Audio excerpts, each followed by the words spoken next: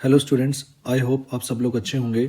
कल हमने एक नया चैप्टर स्टार्ट किया था साइंस का, जिसका नाम है reaching the age of adolescence. अब इस चैप्टर की एक पार्ट हमने बना लिया है। आज हम नया टॉपिक पढ़ेंगे, वॉइस चेंज। इसमें हम पढ़ेंगे एडम्स एप्पल के बारे में। तो इसमें एक लाइन लिखी हुई है, the voice box लैरिंग्स grows during poverty. तो इसका मतलब ये है कि जो पॉवर्टी का टाइम होता है, उस टाइम पे आपका जो वॉइस बॉक्स है वो ग्रो करता है। बॉयज़ में the larynx grows larger, protrudes in the neck as the Adam apples. The voice become deep and harsh. तो इस लाइन में जो बॉयज़ के लिए है वो ये बोल रखा है, जो वॉइस बॉक्स है वो ग्रो होकर इतना बड़ा हो जाता है कि जिसकी वजह से वो आपके नेक में दिखाई देने लगता है, जिसे हम क्या कहते हैं, एडम्स एप्पल कहते हैं। इसकी वजह से जो आपकी जो वॉइस है वो डीप हो जाती है, यानी कि भारी हो जाती है। गर्ल्स के अंदर जो वॉइस बॉक्स है वो छोटा रहता है, यानी कि लेस ग्रो करता है। और जो वॉइस है वो हाई पिच की हो जाती है। इसका मतलब ये है कि जो वॉइस होती है गर्ल्स के अंदर वो तीखी हो जाती हैं, श्रिल हो जाती हैं। जो लास्ट में जो नोट्स दिया गया है उसका मतलब ये है कि कभी कभी जो लड़कों की आवाज़ है उसमें क्रैकिंग साउंड आती है, जो कि टेम्परेरी होती है और धीरे धीरे करके एडजस्ट हो जाती है। नेक्स्ट हम पढ़ेंगे स्किन एंड ग्लैंड्स के बारे में। इसमें जो सबसे पहले है वो है स्वेट ग्लैंड्स।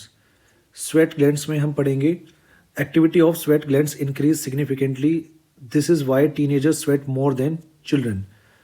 तो इसका मतलब ये है कि जो स्वेट ग्लैंड की एक्टिविटी है वो बढ़ जाती है, इसलिए टीनेजर्स को ज़्यादा पसीना आता है। नेक्स्ट हमारा सेबेशियस ग्लैंड। इस लाइन का मतलब है कि आपका ऑयल ग्लैंड जो है वो एक्टिव हो जाता है, जिसकी वजह से जो चेहरे की जो स्किन है वो ऑयली दिखाई देती है। लास्ट आपका एक्ने एंड पिंपल्स। ज़्यादा ऑयल होने की वजह से जो स्किन के पोर्स हैं वो ब्लॉक हो जाते हैं, जिसकी वजह से एक्ने या पिंपल्स की प्रॉब्लम होती है। नेक्स्ट हम पढ़ेंगे सेक्स ऑर्गन्स के बारे में।